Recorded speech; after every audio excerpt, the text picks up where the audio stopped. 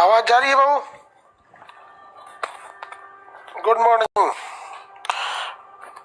आप लोगों को ज्वालामुखी के बारे में बताए थे और ये सब बता दिए थे कि ज्वालामुखी कितने टाइप के होते हैं। ज्वालामुखी कितने टाइप के हैं भैया? ज्वालामुखी कितने टाइप के होते हैं? ज्वालामुखी होते हैं भाई 3 टाइप के। कितने टाइप के? 3 टाइप के। सुसुप्त,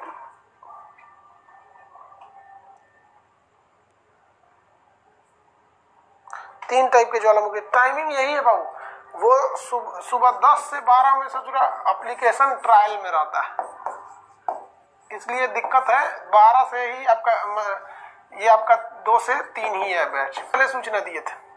एप्लीकेशन बहुत लोगों को अपडेट मिल गया है कि जो भी चेंजेज है अपडेट में 3 टाइप के थे। सक्रिय ज्वालामुखी, हमेशा विस्फोट होते रहते थे सक्रिय ज्वालामुखी में। सक्रिय ज्वालामुखी में आप देखेंगे तो सक्रिय ज्वालामुखी में स्ट्राम्बोली देखें, स्ट्राम्बोली, स्ट्राम्बोली, इसे भूमध्य सागर का प्रकाश स्तंभ कहते हैं। कोटोपैक्सी, कोटोपैक्सी, ये सबसे ज्यादा दुनिया का सबसे ऊंचा ज्वालामुखी कौन सा है? कोटोपैक्सी, इक्वाडोर का। कोटोपैक्सी ज्वालामुखी दुनिया का सबसे ऊंचा ज्वालामुखी है। कहाँ का है भैया? तो ये इक्वाडोर का है। इक्वाडोर साउथ अमेरिका में आता है, इक्वाडोर का है कोटोपैक्सी। लेकिन अगर वही कह देगा आपका कि दुनिया में सबसे ऊंचाई पर स्थित ज्वालामुखी कौन सा होगा, तो ओजस डेल सलाडो, अर्जेंटीना में पड़ेगा ये। ओजस डेल सलाडो, ओजस डेल सलाडो, ओजस डेल सलाडो, ये कहाँ भैया? अर्जेंटीना के बॉर्डर पे है। अब देखिए मेरी ओर ध्यान से समझिए, ये एक जमीन, इन दोनों में अंतर क्या है? ये सबसे ऊंचा है, ये सबसे ऊंचा है और ये सबसे ज्यादा ऊंचाई पर है। ये ऊंचा है और ये ऊंचाई पर है। इसमें अंतर क्या है? ये एक जमीन है, देखिए ये जमीन है। दूसरे पेज पर बना देता है। जमीन ऊबड़ खाबड़ है, ऐसे जमीन है। यहां एक लड़का है, इतना हाइट पर है, बहुत बड़ा लड़का ये और एक यहां पर लड़का है। तो भैया सबसे ऊंचा लड़का कौन सा हो जाएगा? इसका नाम रख दीजिए ए और इसका नाम रख दीजिए बी। तो सबसे ऊंचा कौन सा हो जाएगा? लड़का ए, इसकी हाइट ज्यादा है, लेकिन सबसे ऊंचाई पर कौन हो जाएगा? बी। तो ये हो गया आपका ओजस डेल सलाडो, ओजस डेल सलाडो, सलाडो, ओजस डेल सलाडो, ये सबसे ऊंचा ऊंचाई पर हो जाएगा। अब कोटोपैक्सी, कोटोपैक्सी, कोटोपैक्सी क्या हो जाएगा? ओजस डेल सलाडोस में कोटोपैक्सी हो जाएगा आपका भाई, ये आपका दुनिया का सबसे ऊंचा ज्वालामुखी कोटोपैक्सी। ओजस डेल सलाडो सबसे ऊंचाई पर स्थित हो जाएगा। यही दोनों में थोड़ा सा अंतर हो जाता है, ये अंतर है। आपको मृत ज्वालामुखी बोले थे, आपको ढूंढ के लाने के लिए एग्जाम्पल, भारत में नारकोंडम मिल जाएगा, म्यांमार में पोपा मिल जाएगा, ईरान में कोहे सुल्तान और देवबंद मिल जाएंगे सब।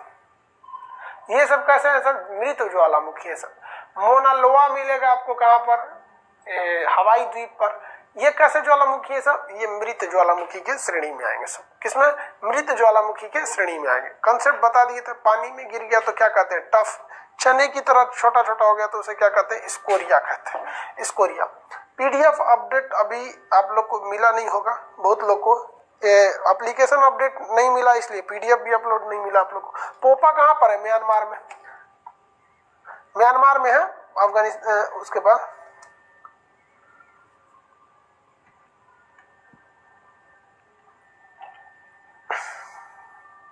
किलिमंजारो अफ्रीका में, अफ्रीका में किलिमंजारो मृत में आएगा, किलिमंजारो ज्वालामुखी है। तो ये सब कहां पे है? सब अफ्रीका में है। इसके लिस्ट आपको देखिए, एप्लीकेशन बहुत से लोगों को अपडेट मिल गया है, लेकिन उन लोगों में कुछ लोग का ये हो गया कि अपडेट जैसे किए तो उनको लॉग आउट कर दिया। कुछ लड़कों का क्या कर दिया? लॉग आउट कर दिया। तो जिन लड़कों का लॉग आउट किया है, सुनिए ध्यान से, जिन लड़कों में लॉग आउट हुआ है, आप लोग सबसे बड़ा बेवकूफी क्या करते हैं ना, व्हाट्सएप पे अपनी समस्या लिख के भेज देते हो। बेवकूफ नंबरवा लिख के भेजोगे तब तो तुमको कोई खोजेगा। तो आपको क्या लिखना है, अपना नंबर, मोबाइल का नंबर लिख देना है, नेम लिखना है और बैच। इसके बाद ही कोई चीजों को लिखना है आपको। अगर आप ये चीज नहीं लिखेंगे ना तो आपका मैसेज ही नहीं पढ़ा जाएगा। और आपको पता है ना 95% मैसेज नहीं पढ़े जाते हैं। आप में से जितने लोग हैं ना उसका 95% लड़कों का कोई मैसेज सीन ही नहीं किया जाता है, छोड़ दिया जाता है। रीजन क्या है कि ऊपर से स्लाइड करके देख लेता है नंबर नेम बैच है, नहीं है तो भैया हम चाह के भी आपको रिप्लाई नहीं कर सकते। कि इसलिए कोई भी मैसेज करने से पहले अपना मोबाइल नंबर रजिस्टर्ड, ये नहीं कि ससुरा घरे का नंबर दे दे, चाहे जो ना से फोन पे बतियाता है तुम वो नंबर दे दे, उससे हमको कोई मतलब नहीं। रजिस्टर्ड नंबर, नेम, बैच, उसके बाद अपना प्रॉब्लम लिखो, तभी कोई भी सुनेगा, नहीं तो कोई नहीं देखेगा। हम कल देख रहे थे, संडे था, बैठ के कि भैया मैसेज इतना अनसीन क्यों है। तो देखिए भाई साहब, लड़का समस्या लिख रहा है हमारा ये है, अरे भाई साहब हम तुमको किस नंबर से कंसल्ट करेंगे, तुम उसका मोबाइल नंबर डाल रहे हैं तो उस नंबर से एप्लीकेशन ही नहीं है। अब इतना किसी को फुर्सत रहता है कि यहाँ से बैक कॉल आपको किया जाए। चलिए ध्यान दीजिए, इसलिए आप लोग कभी भी समस्या समझिए कि उधर वाला कैसे रिप्लाई करेगा आपको। आगे देखते हम लोग।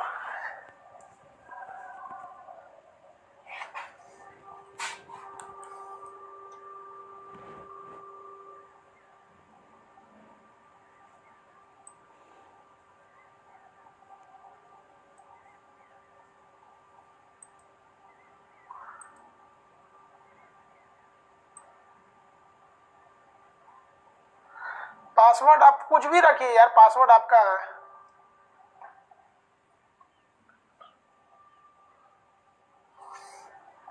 अब देखिए ध्यान से, आपके पीडीएफ जैसे अपडेट हो जाना चाहिए। अभी तो अपडेट किया गया है, देखिए जल्दी हो जाएगा, आज रात या कल तक, आज रात तक नहीं होगा। देखिए ध्यान से, माउंटेन के बारे में समझाते हैं। माउंटेन, ज्वालामुखी समझा दिए थे आप लोग को, ज्वालामुखी के बारे में। एक बार ज्वालामुखी को मैप पे दिखा देते हैं, आपको ज्यादा अच्छा रहेगा। देखिए मेरी ओर ध्यान से, उसके बाद आगे बढ़ेंगे। हम अलग अलग कलर्स ले लेते हैं। कौन सा ऐसा महाद्वीप है जहां ज्वालामुखी नहीं है, कौन सा ऐसा महाद्वीप है जहां ज्वालामुखी नहीं है। ऑस्ट्रेलिया महाद्वीप में एक भी ज्वालामुखी नहीं है। अंटार्कटिका में कौन सा है, इरेबस, अंटार्कटिका में इरेबस। अब देखिए अर्जेंटीना और इसके चिली के बॉर्डर पर ओजस डेल सलाडो, ओजस डेल सलाडो सबसे ऊंचा पर है। कोटोपैक्सी सबसे ऊंचा है, ये ससुरा कोटोपैक्सी। इस पर और ये सब कहां पे है, ये भैया अमेरिका में है। स्ट्राम्बोली, विसुवियस ये कहां पर है, ऑस्ट्रेलिया में है सब यहाँ पर। किलिमंजारो तंजानिया में है यहाँ पे। पोपा म्यांमार, देवबंद और कोहे सुल्तान ईरान में है। बैरन और नारकोंडम, बैरम और नारकोंडम अंडमान निकोबार में है। फ्यूजियामा फ्यूजिसाम जापान में है सब। इंडोनेशिया में सोमेरू और क्राकाटोआ, सोमेरू और क्राकाटोआ, इंडोनेशिया सोमेरू और क्राकाटोआ इंडोनेशिया में हो गया। बैरन नारकोंडम अंडमान निकोबार में। पोपा म्यांमार में। देवबंद और कोहे सुल्तान ईरान में, देवबंद और कोहे सुल्तान ईरान में। फ्यूजियामा फ्यूजिसाम जापान में। बेंजामियानी रूस, बेंजामियानी कहां पर है, रूस में है। बेंजामियानी कहां पर है, रूस में है। यह भैया बेंजामियानी। आगे देखिए बेंजामियानी कहां पे है, रूस में है बेंजामियानी। अब यहां देखेंगे आप लोग, इटली में कौन सा है, इटली में। तो भाई इटली में है आपका विसुवियस और स्ट्राम्बोली। ये नक्शा के हिसाब से भी देख सकते हैं हम लोग ज्वालामुखी को, ठीक है। हालांकि पीडीएफ में आपको लिखा हुआ है कंट्री बाई कंट्री। अब माउंटेन समझिए किसे कहते हैं, एक ऐसा जमीन जो पर्वत पहाड़ी यानी हिल और माउंटेन में अंतर समझिए। पर्वत किसे कहते हैं, पहाड़ किसे कहते हैं। देखिए एक ऐसा जगह जो समुद्र तल से कितना मीटर ऊंचा हो, कम से कम 1000 मीटर ऊंचा हो। ये 1000 लाइन के, ये कितनी ऊंचाई को दर्शा रहा है, 1000 मीटर को दर्शा रहा है, 1000 मीटर को। देखिए अगर ये समुद्र तल से 1000 मीटर ऊंचा है और इसका ऊपरी भाग नोकीला है, देखिए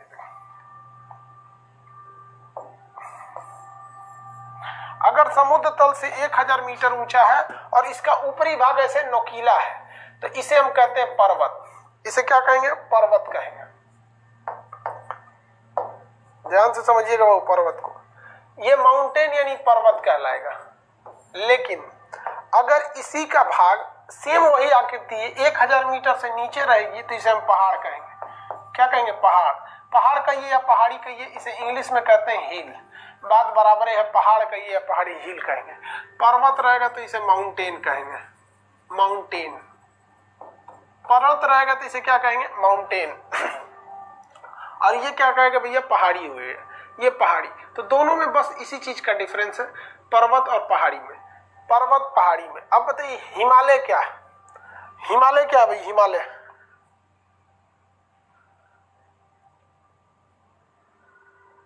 हिमालय का बताइए, हिमालय क्या आएगा?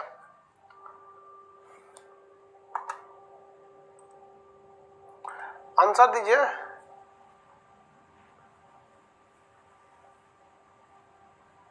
हाँ, हिमालय पर्वत में आएगा भैया, कुछ नहीं है हिमालय।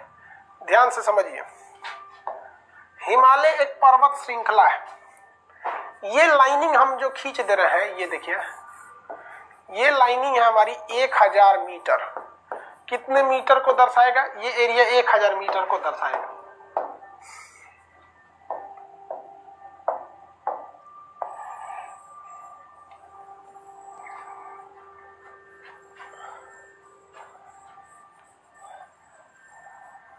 देखिए, अब यहां पे आप ज्यादा से अच्छे से समझ सकते हैं। अगर कोई चीज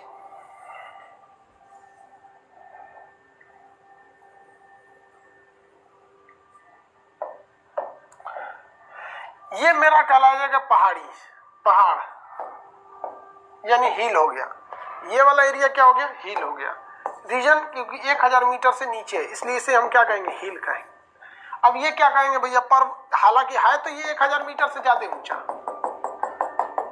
है, तो ये 1000 से ज्यादा ऊंचा, लेकिन इसे पहाड़ नहीं, इसे पहाड़ नहीं कहेंगे, ना ही पहाड़ी कहेंगे। इसे कहेंगे पठार यानी प्लेट्यू। यानी अगर 1000 मीटर से ऊपर गया और बराबर हो गया, 1000 मीटर से ऊपर गया और बराबर हो गया तो इसे पठार यानी प्लेट्यू कहते हैं। लेकिन अगर जहां कोना निकल दिया तो इसे क्या कहेंगे? पर्वत। इसे क्या कहेंगे? पर्वत। तो ये सब क्या है? पर्वत है सब। अगर पर्वत बहुत ज्यादा हो गया तो इसे पर्वत श्रेणी कहते हैं, पर्वत श्रृंखला, माउंटेन रेंज। पर्वत श्रृंखला यानी माउंटेन रेंज। बहुत ज्यादा लाइन से है तो माउंटेन रेंज कहते हैं। तो बताइए बराबर है। इस माउंटेन रेंज की जो सबसे भाग होता है उसे हम कहते हैं चोटी। जैसे माउंट एवरेस्ट, हिमालय की बहुत सारी चोटियों में वो सबसे ऊंची चोटी है। सभी तरह के पीक में वो सबसे ऊंचा पीक है। तो देखिए, 1000 मीटर से नीचे है, अगर कोना बना लिया तो उसे हम क्या कहते हैं? हिल। पहाड़ी, पठार हटा देते हैं, पठार बाद में पढ़ाएंगे क्योंकि ये टॉपिक में भी नहीं है पठार। अगर 1000 मीटर से नीचे है तो उसे क्या कहेंगे? पहाड़ी या पहाड़। और 1000 मीटर से ऊपर है तो उसे क्या कहेंगे? पर्वत कहेंगे। पर्वत की सभी चोटियों में जो सबसे ऊंची होती है उसे वो सर्वोच्च चोटी कहते हैं। जैसे हिमालय की सर्वोच्च चोटी जो है वो है आपका माउंट एवरेस्ट। पहाड़ अगर लाइन से रहेगी तो उसे माउंटेन रेंज कहते हैं, यानी पर्वत की श्रृंखला। बहुत सारे पर्वतों को मिला देते हैं तो पर्वत श्रृंखला बनता है। जैसे हिमालय में आपको देखेंगे नंगा पर्वत, धौलाधार पर्वत, बृहद हिमालय पर्वत, पीर पंजाल श्रेणी, लद्दाख श्रेणी, काराकोरम श्रेणी, पूर्वांचल श्रेणी, बहुत सारे पर्वतों को मिला देते हैं तो क्या बनता है भैया? पर्वत की एक श्रृंखला यानी एक श्रेणी बन जाती है, जिसे कहते हैं पर्वत श्रेणी। क्या कहते हैं? पर्वत श्रेणी के नाम से जाना जाता है। आगे बढ़ जाए। अब इन पर्वतों के निर्माण के आधार पर हम इन्हें कई भाग में बांटते हैं। एक होता है वलित पर्वत, एक होता है आपका भ्रंश पर्वत, एक होगा आपका ज्वालामुखी पर्वत, एक होता है आपका अवशिष्ट पर्वत। अवशिष्ट पर्वत तो देखते हैं हम लोग एक एक करके पर्वत के बारे में। सबसे पहला आता है फोल्डेड माउंटेन।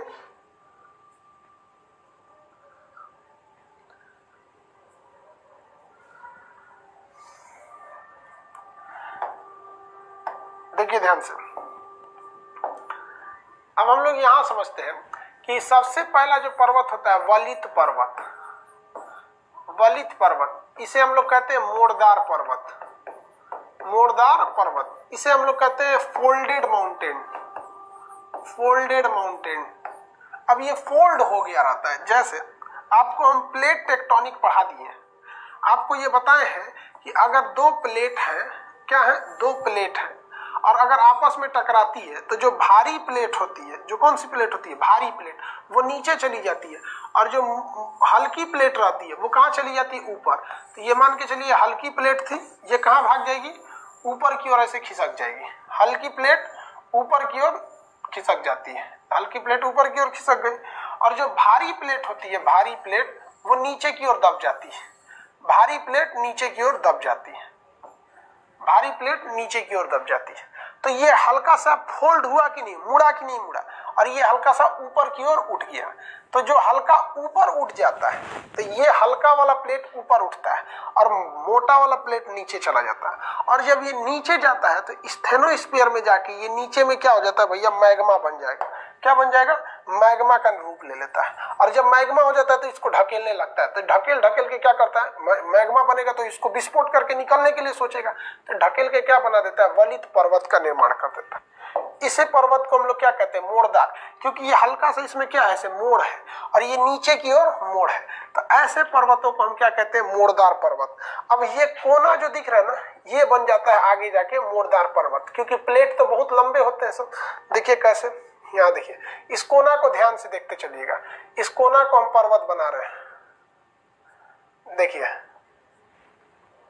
आपको जो कोना दिख रहा था, अब आपको पहाड़ लगने लगा है। जो कोना देख रहे थे हल्का सा उठा हुआ, वो पहाड़ लगने लगा कि नहीं लगने लगा, यही हो गया भैया पहाड़। इसका पूरा का पूरा क्या हो गया, पर्वत हो गया सभी। जबकि आप दिखने में ये क्या लग रहा था, कोना लग रहा था, अभी ये हो गया पर्वत। क्या है, पर्वत। इसको अभी वापस हम रिड्यूस करके दिखाते हैं, आपको ये कोना लगेगा। देखिए ये अभी छोटा हो गया, और छोटा हुआ, और छोटा। देखिए कितना छोटा सा एरिया था, इसी को बस आपको दिख कौन सा रहा था, ये वाला दिख रहा था, ये वाला एरिया दिख रहा था, यही वाला एरिया दिख रहा था आपको। तो इसी को हम लोग क्या कहते हैं, पर्वत कहते हैं। ये इतना छोटा सा एरिया हिमालय है, इस पे तो पूरा एशिया का प्लेट है। हिमालय तो छोटा सा एरिया, ये तो पूरा एशिया का प्लेट है। अब आप देखिए ना, ये तो छोटा सा बस ये हिमालय है ना, ये तो छोटा सा हिमालय है, ये हो गया हिमालय, जबकि इसमें प्लेट किसका है, पूरे एशिया का है। फिर से जूम करके देखिए, ये है, ये हिमालय पर्वत, ये हिमालय पर्वत, इतना विशाल है हिमालय पर्वत। जबकि अगर इसको छोटा करेंगे तो ये हिमालय पर्वत अब आपको दिखेगा, अब अपनी औकात में दिख रहा है। तो मोड़दार पर्वत का निर्माण दो प्लेटों के टकराने से होता है। भारी प्लेट नीचे चली जाती है और हल्की प्लेट ऊपर चली जाती है। इस नोक को कहते हैं पर्वत, जबकि इस प्लेटों पे तो कई देश, कई महाद्वीप बसे होते हैं। तो ऐसे पर्वत को हम लोग क्या कहते हैं, मोड़दार पर्वत। ये जो मोड़दार पर्वत होते हैं, ये बड़े नए किस्म के होते हैं, ये न्यू होते हैं, यानी नवीन होते हैं। नवीन यानी मॉडर्न पर्वत होते हैं। मॉडर्न कहने का सेंस ये नहीं है कि ये फैशनबाज होते हैं। मॉडर्न कहने का सेंस ये है कि ये इनमें अभी भी हलचल होते रहता है, हलचल होता है। हलचल क्यों होता है? क्या ये आपस में अभी भी टकरा रहे हैं इस वजह से होता है कि नीचे मैग्मा दहक रहा है उस वजह से? तो भैया दोनों वजह। मेन वजह है कि ये नीचे पहुंच गया है, अब मैग्मा इसमें दहका रहा है, तो ये हलचल होते रहता है इसमें। तो हलचल होने की वजह से भूकंप ज्यादा आते हैं, भूकंप ज्यादा आते हैं। तो जो भूकंप की हम आपको श्रेणियां बताए थे, तो उसमें तो पहले ही बताए थे कि जो भूकंप, जो प्लेट टेक्टोनिक के हिसाब से जो प्लेट आपस में रगड़ाते हैं वहां भूकंप आते हैं। हिमालय एक नवीन पर्वत है, वो मॉडर्न है। मॉडर्न इसलिए है कि उसकी तलहटी में अभी भी हलचल हो रहा है। लेकिन हिमालय का निर्माण दो प्लेटों के टकराने से हुआ। इंडियन प्लेट जाके ऊपर की यूरेशियन प्लेट से टकरा गई थी, जिस वजह से हिमालय का निर्माण हो गया। ये हिमालय प्लेट जो है, हिमालयन प्लेट, अभी भी हलचल होता है, जिस वजह से भूकंप आते हैं और नेपाल में बहुत ज्यादा भूकंप देखने को मिलते हैं। नवीन वलित पर्वत जो भूकंप का कारण बनते हैं। अब नवीन वलित पर्वत के ऊपरी भाग में तो भूकंप आएगा नहीं। भूकंप कहाँ आता है? नीचे वाले भाग में भूकंप चला आता है। आगे समझिए ध्यान से। इन पर्वतों को विश्व में आप कहां कहां देख सकते हैं? वलित पर्वत को विश्व में आप कहाँ कहाँ देख सकते हैं? तो दुनिया के कुछ प्रमुख वलित पर्वत हैं जो आपसे एग्जाम में क्वेश्चन पूछे जाते हैं, इसको ध्यान से देखिएगा। दुनिया के कुछ फेमस वलित पर्वत जो एग्जाम में आपसे पूछे जाएंगे वलित पर्वत की श्रेणी में।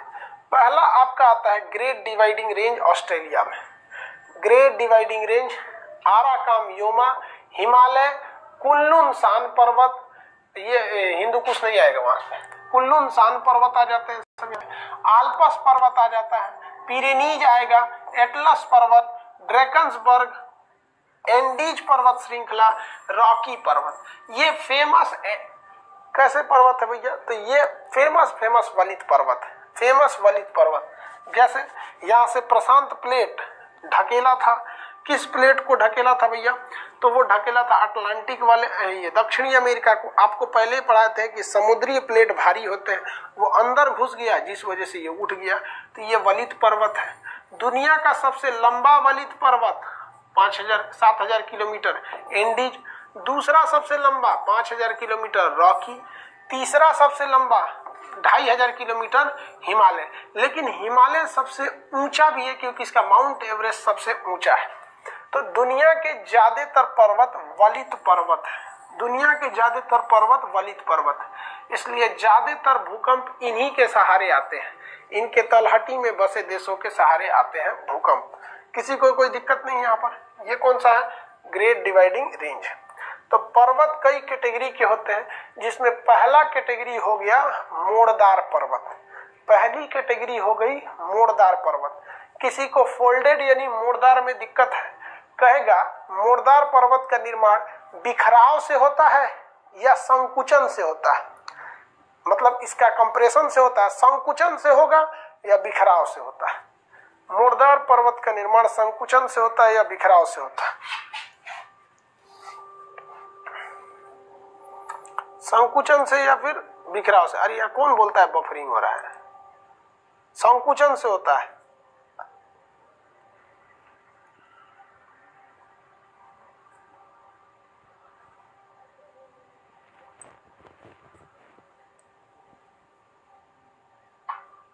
कॉन्ट्रैक्शन संकुचन से, संकुचन से होता है, बिखराव से नहीं होगा, बिखराव से नहीं होगा। किससे होता है भैया? संकुचन से होता है। मोड़दार पर्वतों का निर्माण संकुचन से हो जाता है, संकुचन से हो जाता है। दूसरा एग्जांपल, दूसरा टाइप का पर्वत देखते हैं। दूसरा पर्वत जो होता है वो होता है ज्वालामुखी पर्वत। ज्वालामुखी पर्वत, ज्वालामुखी पर्वत, ध्यान से देखिएगा, ये दो टाइप का होता है। एक होता है सिंडर, एक होता है मिश्रित। मिश्रित, सिंडर और मिश्रित क्या होते हैं सब देखिए। कोई ज्वालामुखी है और ये जो ज्वालामुखी है, इस ज्वालामुखी से अगर मैग्मा निकल रहा है तो ये मैग्मा ठंडा हो जाता है। मैग्मा निकल के क्या हो जाता है? ठंडा हो जाता है। और अगर इसमें केवल राख की मात्रा है तो इसे कहते हैं सिंडर, सिंडर शंकु। लेकिन इस राख के अलावे अगर इसमें चट्टान वगैरह भी बहुत ज्यादा पाए जाएंगे, खनिज वगैरह पाए जाए, चट्टान पाए जाए, कोयला वगैरह पाए जाए, तो इसे कहते हैं मिश्रित। तो इसे मिश्रित शंकु कहेंगे जब इसमें चट्टान, खनिज, धातु, जीवाश्म ज्यादा मात्रा में पाए जाते हैं, कहते हैं मिश्रित ज्वालामुखी। और अगर ऐसा है केवल धूल वगैरह है, एक तो जैसा मिला हुआ है, धूल वगैरह ज्यादा है सब, तो ये जो होता है इसे कहते हैं हम लोग, अगर धूल वगैरह ज्यादा रहेगा तो इसे हम लोग क्या कहते हैं? सिंडर शंकु कहते हैं। इसे हम लोग क्या कहते हैं? सिंडर शंकु के नाम से जानते हैं। कौन से शंकु? सिंडर शंकु के नाम से जानते हैं। आगे बढ़े, सिंडर शंकु के नाम से। अब हम आपसे पूछते हैं साइज में बड़ा कौन सा होगा? साइज में बड़ा कौन सा होगा? पहले भैया इन दोनों को एक साइज का बना देने तो देख के कहेगा सर साइज में बड़ा कौन होगा?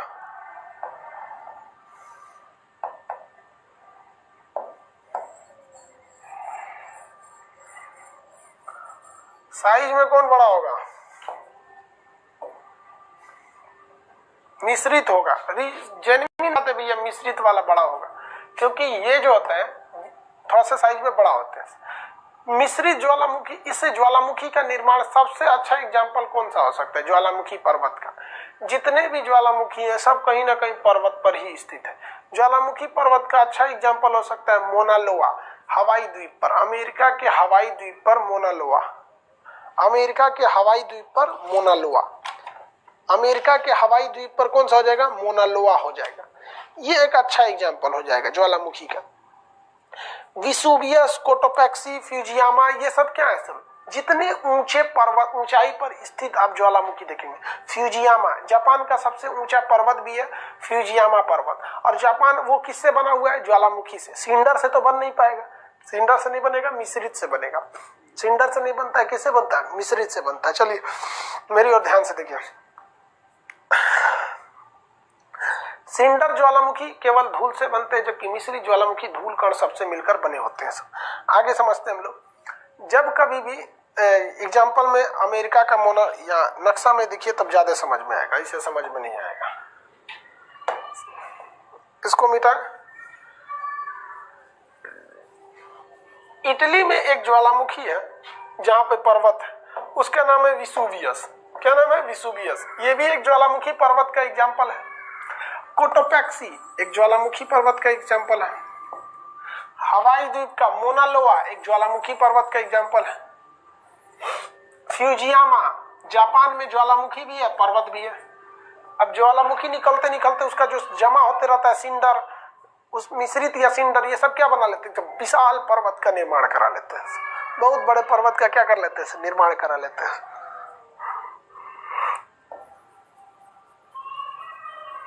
तो ये हो गया आपका कौन सा भैया? फ्यूजियामा। ये कौन सा है? फ्यूजियामा के भाई ये कौन सा? विसुवियस, कोटोपैक्सी, मोना लोआ। ये सब ज्वालामुखी पर्वत की श्रेणी में आते हैं। सब ये सब की श्रेणी में आएंगे सर? ज्वालामुखी पर्वत की श्रेणी में आते हैं सर।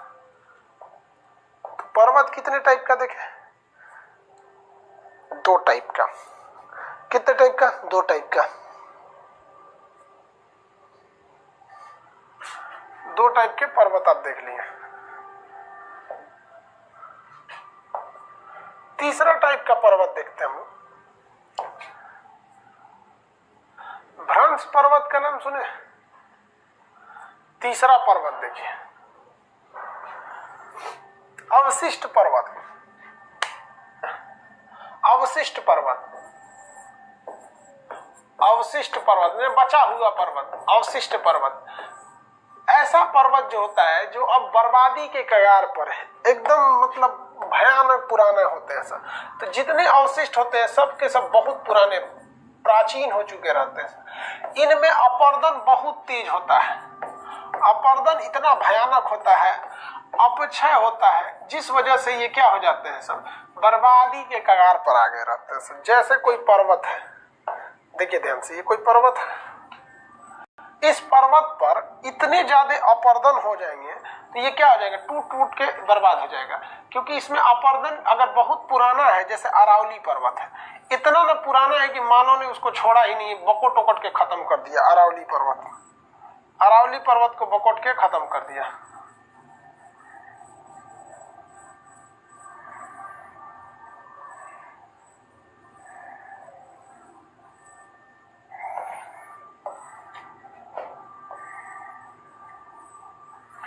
देखिए कैसे। पहला है भाई कि हवाएं ब्लू कलर से, हम रेड कलर से दिखा देते हैं हवाओं को। हवाएं आती हैं, इस पे टकराती हैं। 3 हवाओं से भी भैया यहाँ पे घर्षण होता है। अब आप हवाओं से घर्षण कैसे होता है तो पढ़ा दिए, अपघर्षण, सन्नी घर्षण, ये सब चीजें बताएंगे नहीं, ढकेल के सब होता है। इसके अलावा देखेंगे तो वर्षा, बरसात की वजह से भी ये इसमें हमेशा इसमें काट छाट होते रहता है। एक दिन में बारिश में तो गलेगा नहीं। आपके घर में अगर हैंडपंप चलता है, हैंडपंप, तो देखिएगा जहां नल रहता है ना वहां छेद हो जाता है। कितने साल में हो जाता है छेद? 2-4 साल में, 10 साल में। अब भूगोल में तो करोड़ साल की बात होती है, भूगोल में करोड़ साल की बात होती है। हो गया कि नहीं होगा छेद? कोई दिक्कत नहीं, अभी नहीं समझ में आया। आप अपने घर में देखिएगा, बरसात का पानी जिस छत पे से जो निकलता है ना, पाइप से जो आप नीचे गिराते हैं, तो वहां देखिएगा बकोट के गड्ढा कर देती है, सड़क फोड़ देते हैं। वैसे इसको ही फोड़ देते हैं। उसके अलावे भी अगर आप देखेंगे तो नदियां,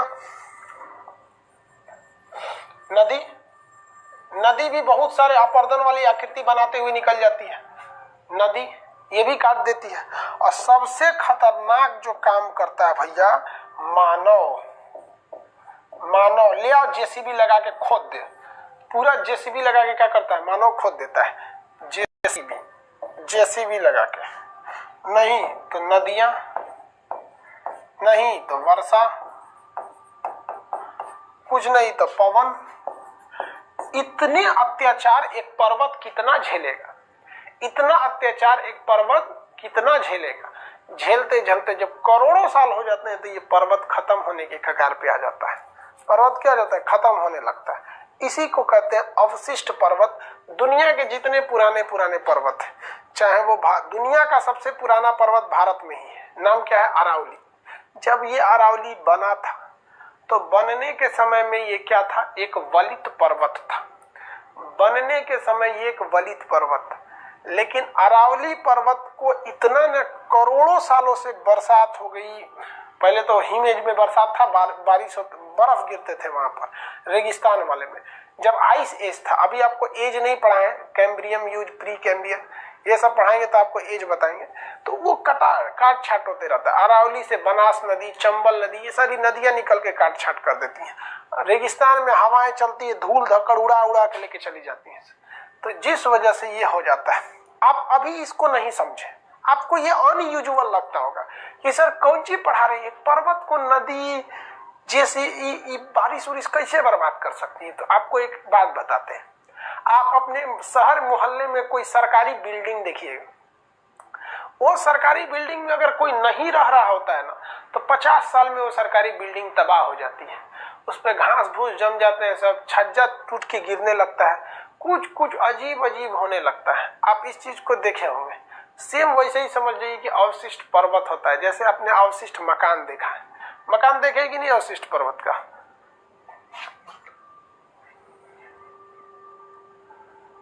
सन्नी सिंह कह रहे हैं सर अपडेट से पहले वाला ही एप्लीकेशन ठीक था। काहे जी, अपडेट वाले में ऑप्शन ज्यादा है।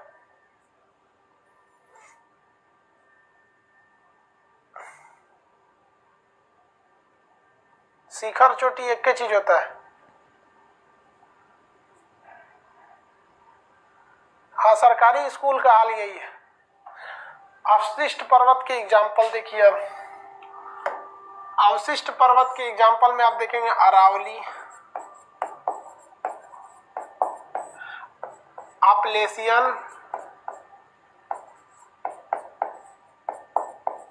ये दो सबसे प्रमुख है अवशिष्ट पर्वत की श्रेणी में, अरावली, अपलेशियन। ये अवशिष्ट पर्वत में बहुत ही प्राचीन है सब, और ये है यहाँ पे भारत में जाते हैं सब। यूराल पर्वत भी है, भारत रूस में है। यहाँ पर सरकारी स्कूल देख सकते हैं, सरकारी स्कूल, सरकारी स्कूल, ये सब किसके एग्जाम्पल होंगे? अवशिष्ट पर्वत के। एकदम खंडहर हो गया, उसे क्या कहते हैं? अवशिष्ट पर्वत, तबाह हो गया अवशिष्ट पर्वत। इसमें अरावली, अपलेशियन, यूराल, ये सब क्या है? अवशिष्ट पर्वत है, एकदम बर्बादी के कगार वाले हैं। इनमें अब कुछ नहीं रह गया, अवशिष्ट पर्वत। किसी को कोई दिक्कत है? आगे बढ़ जाए। चौथा प्रकार बताएं, चौथा प्रकार। चौथा प्रकार, हालांकि हम जब फाउंडेशन में पढ़ाते हैं ऑफलाइन में, तो चौथा वाले को पहले ही बता देते हैं, इसमें सबसे बाद में आपको चौथा बता रहे हैं, जिसके कुछ रीजन है भाई। चौथा बड़ी उटपटांग पर्वत है, उसे हम लोग क्या कहेंगे भाई? कई टाइप के वो पर्वत होते हैं। हार्ज पर्वत, देखिए भाई, इसको थोड़ा सा समझने में दिक्कत आएगा आपको, क्योंकि ये प्लेट विवर्तनीयता के सिद्धांत पर हम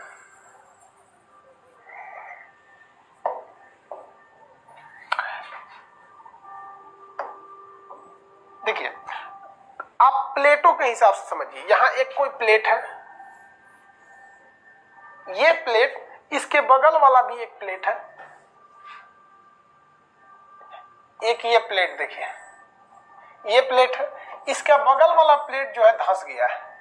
बगल वाला प्लेट क्या हो गया? धंस गया है। क्यों धंस गया है भैया? ऊपर से इस पे क्या लग गया था? दबाव लग गया। ऊपर से क्या लग गया? दबाव लग गया। ऊपर से दबाव। तो जब कभी भी ऊपर से दबाव लगता है और बीच वाला प्लेट उठ जाता है तो इसे हम लोग क्या कहते हैं, हार्ज पर्वत। क्या कहेंगे, हार्ज पर्वत। जर्मनी में फेमस है ये हार्ज पर्वत, इसे क्या कहते हैं, हार्ज पर्वत। हार्ज कहां पे है, जर्मनी में है। कि कोई छोटे छोटे प्लेट है, इस प्लेट के नीचे का मैग्मा धंस गया, ज्वालामुखी क्रिया होगा, मैग्मा धंस गया, ये धंस गया है, ऊपरे रह गया ये वाला, तो ये धंस गया, तो इसे क्या कहेंगे, हार्ज। जर्मनी में फेमस है हार्ज। क्या है हार्ज। लेकिन इसका एक उल्टा सोचिए, हार्ज का जरा उल्टा सोचिए कि मान के चलिए ये एक प्लेट है और एक यहां भी प्लेट है, इसके बीच में भी प्लेट था, लेकिन इसके नीचे ज्वालामुखी क्रिया हुई, धसाक से मारा इसको, ये फेंक दिया बाहर, तो ऐसे ये बाहर फेंक दिया, तो इसमें कौन सी क्रिया हुई, ये ससुरा निचवा से बाहर फेंक दिया, तो इसे हम लोग क्या कहते हैं, ब्लॉक पर्वत, ब्लॉक माउंटेन, ब्लॉक पर्वत। ये भी जर्मनी में है ब्लैक फॉरेस्ट, इसे हम लोग कहते हैं भ्रंश पर्वत, भ्रंशोथ पर्वत, भ्रंशोथ पर्वत। तो जब कभी भी पर्वत क्या होता है भैया, उठा हुआ होना चाहिए, दो ही तरह से उठ सकता है, या तो साइड वाला धंस जाए या तो तुम उठ जाओ। जब नीचे से खुद को ढकेल के उठा देता है तो इसे क्या कहते हैं, ब्लॉक पर्वत, भ्रंश पर्वत। ब्लैक फॉरेस्ट सबसे अच्छा एग्जांपल है जर्मनी का ब्लैक फॉरेस्ट। नहीं तो दोनों साइड का धंस जाए, साइड का क्या हो जाए, दोनों धंस जाए, तो इसे कहते हैं हार्ज। साइड का धंस जाए तो हार्ज, अब बीच वाला उठ जाए तो, बीच वाला उठ जाए तो ब्लॉक पर्वत। तो ब्लॉक पर्वत और हार्ज पर्वत पे केवल इस बात का अंतर है कि हार्ज पर्वत में साइड के दोनों धंस जाते हैं और ब्लॉक पर्वत में बीच वाला उठ जाता है। बीच वाला क्या हो जाता है, उठ जाता है। आगे बढ़ जाए, किसी को कोई दिक्कत, बीच वाला क्या हो जाता है, उठ जाता है, और साइड वाला, बीच वाला उठ गया ब्लॉक, साइड वाला धंस गया हार्ज। आगे बढ़े, दोनों में कोई दिक्कत है, हाँ भाई दोनों तो एक ही जैसा दिख रहा है लेकिन बनावट में ना अंतर है। अरे यार दोनों एक ही जैसा दिख रहा है लेकिन बनावट में अंतर है। ये इसलिए उठा है कि बगल वाले धंस गए। नहीं समझा, नहीं समझा, समझो, नहीं समझा सब। देखिए ध्यान से, यहां एक आदमी है, यहां एक क्या है, आदमी है। ये आदमी कहता है कि तुम तीनों में से किसको पहले मरना है वो आगे आओ, जिसे मरना है वो आगे आओ। ये सोच रहा पीछे भाग जाएगा, पीछे भागे, ये आगे आया नहीं है, इसे आगे लाया गया है। तो ये क्या हो गया, ये हो गया हार्ज पर्वत। ये ससुरा साइड वाला हट गया। ठीक है, दूसरा एग्जांपल समझिए। ये अगर यही आदमी कहता है कि जो पहले आएगा आगे हम उसका ब्याह करा देंगे, तो यह चाकसी चल आया, हमारा ब्याह पहले करा देंगे, तो ये कौन सा हो गया, ब्लॉक पर्वत। क्या हो गया, ब्लॉक पर्वत। क्या हो गया, ब्लॉक पर्वत। तो दोनों में थोड़ा सा अंतर है, ब्याह के लिए आगे आ गया, समझ आ गया कि नहीं आ गया, वो सब नसीब वाला है, सब बच गया, सब समझ आ गया कि नहीं आ गया। कह रहा है कि दोनों तो एक के जैसन दिखेगा। हाँ धमाल मूवी में, वेरी गुड, वो एगो पगला रहता है, ये दुकान के आदि नाम रहता, दुकान नाम रहता है उसका, पागल रहता है, उससे सारा भंडे फोड़ देता है। जजंतरम ममंतरम में वो बहुत बड़ा आदमी बना रहता है। जजंतरम ममंतरम मूवी बहुत पुरानी है, उस समय हम लोग जवान थे लोग, तो बहुत जबरदस्त मूवी थी। आगे देखें, दोनों में अंतर समझ में आ गया। अब हम समझते हैं भ्रंश घाटी किसे कहते हैं। भ्रंश घाटी, भ्रंश घाटी क्या होती है, देखिए जब दोनों साइड में पर्वत उठ जाए और साइड का एरिया धंस जाए तो उसे भ्रंश घाटी कहते हैं। जैसे देखिए ये एक ब्लॉक भ्रंश घाटी बनाते हैं, ये एक क्या है, प्लेट है, एक ये प्लेट है, ये बीच वाला धंस गया। दो रीजन हो सकते हैं, या तो ये जेन्युइन धंसा होगा इसे, एक ये हो सकता है, और नहीं तो एक और हो सकता है, एक और तरह से ये धंस सकते हैं।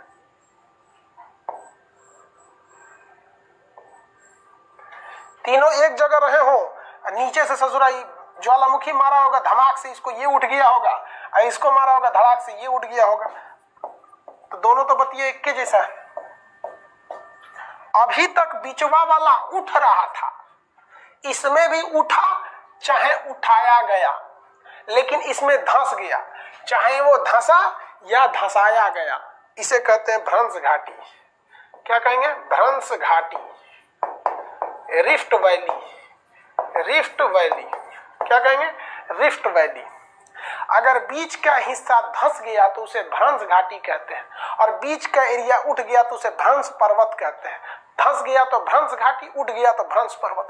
उठ गया या उठाया गया, धंस गया या धंसाया गया, उठ गया या उठाया गया।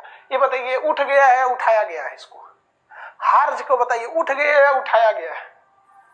उठ गया है या उठाया गया है? उठ गया या उठाया गया?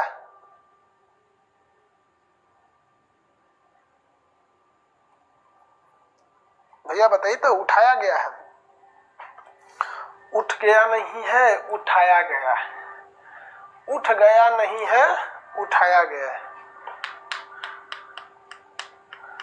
उठ गया नहीं है, क्या है? उठाया गया है। उठाया गया है। तो जब उठाया गया है, जानबूझ के सबको धसा के उसको उठाया गया है, तो उसे हार्ज कहते हैं।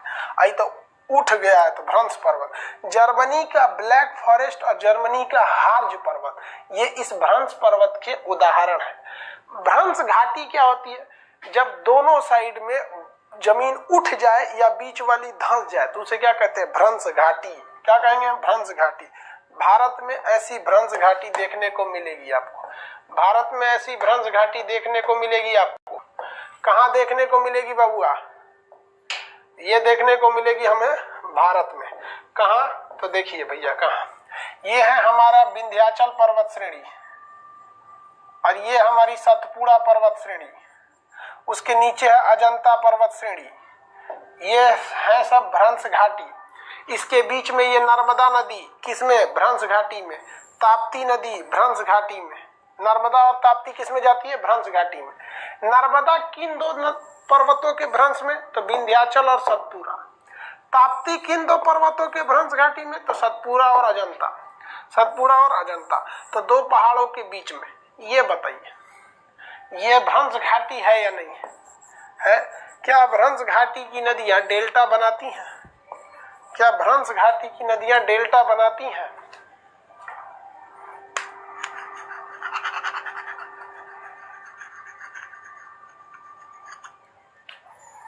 क्या भ्रंश घाटी की नदियां डेल्टा बनाती हैं?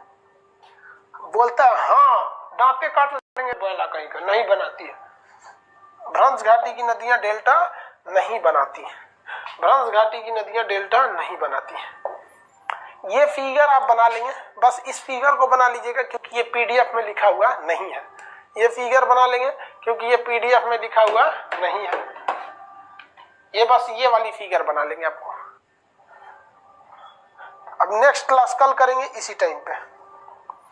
नेक्स्ट क्लास कल पठार बताएंगे इसी टाइम पर, 2 से 3।